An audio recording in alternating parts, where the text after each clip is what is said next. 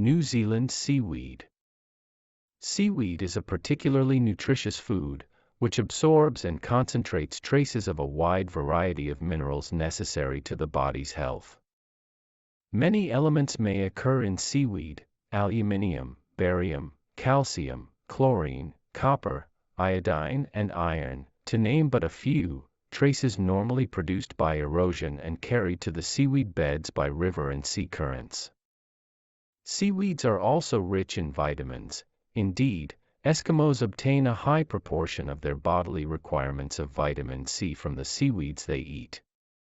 The nutritive value of seaweed has long been recognized. For instance, there is a remarkably low incidence of goiter amongst the Japanese, and for that matter, amongst our own Maori people, who have always eaten seaweeds, and this may well be attributed to the high iodine content of this food. Research into old Maori eating customs shows that jellies were made using seaweeds, fresh fruit and nuts, fuchsia and tutu berries, Cape gooseberries, and many other fruits which either grew here naturally or were sown from seeds brought by settlers and explorers.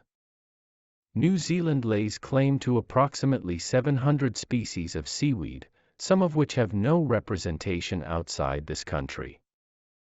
Of several species grown worldwide, New Zealand also has a particularly large share.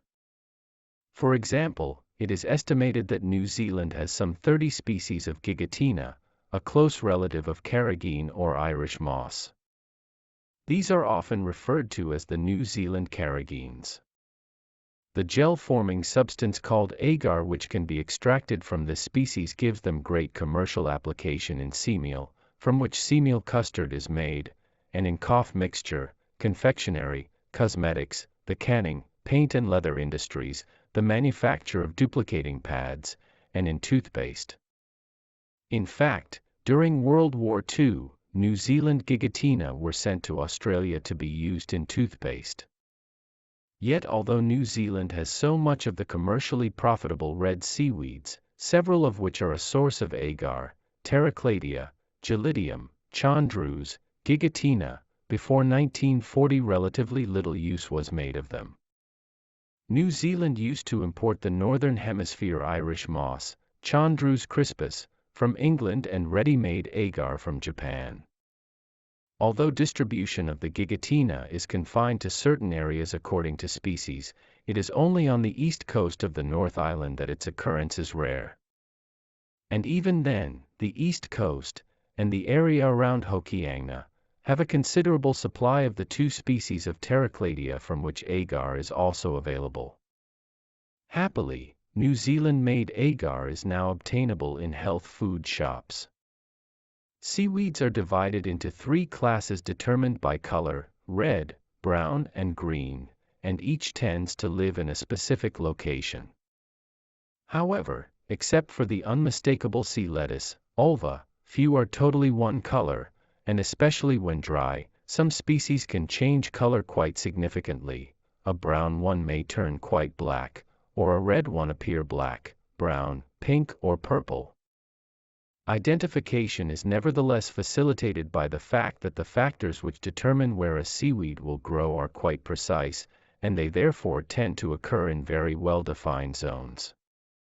Although there are exceptions, the green seaweeds are mainly shallow water algae, the browns belong to medium depths, and the reds are plants of the deeper water. Flat rock surfaces near mid-level tides are the most usual habitat of sea bombs, Venus necklace, and most brown seaweeds. This is also the location of the purple laver or Maori karango, which looks rather like a reddish-purple lettuce. Deep-water rocks on open coasts, exposed only at very low tide, are usually the site of bull kelp, strap weeds, and similar tough specimens. Those species able to resist long periods of exposure to the sun and air are usually found on the upper shore, while those less able to stand such exposure occur nearer to or below the low water mark. Radiation from the sun, the temperature level, and the length of time immersed all play a part in the zoning of seaweeds. Propagation of seaweeds occurs by spores, or by fertilization of egg cells. None have roots in the usual sense. few have leaves, and none have flowers, fruits, or seeds. The plants absorb their nourishment through their fronds when they are surrounded by water. The base or holdfast of seaweeds is purely an attaching organ, not an absorbing one.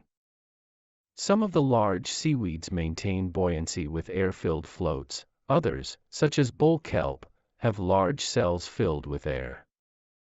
Some, which spend a good part of their time exposed to the air, often reduce dehydration either by having swollen stems that contain water, or they may, like Venus necklace, have swollen nodules, or they may have distinctive shape like a sea bomb.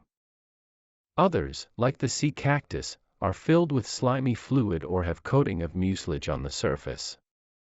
In some of the larger kelps, this coating is not only to keep the plant moist but also to protect it from the violent action of waves.